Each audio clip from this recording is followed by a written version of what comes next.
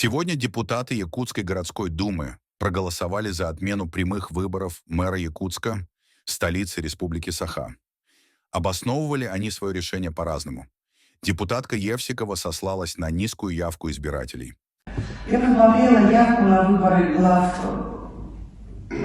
главы города за последние годы, 18 год, 21 год. Явка наших горожан на уровне 30–40%. То есть это даже не большинство.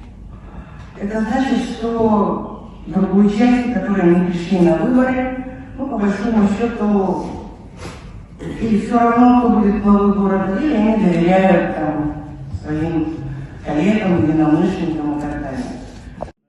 Депутат Кирилл Соболев требовал, цитата, «не допустить выборов клоуна, как на Украине». В свое время президентом стал просто в медиа какой-то там клоун, мы не можем такого позволить. Тут в нашем городе такое происходило, в нашей стране такое происходило. Поэтому всех коллег прошу поддержать данную инициативу и проголосовать. Спасибо. А Чудинов призывал всех жить счастливо и дружно. Нам нужно единство, нужно сплочение. Как всю жизнь развивалась Россия, и она должна продолжать развиваться в этом ключе, а не смотреть на какие-то модели или еще что.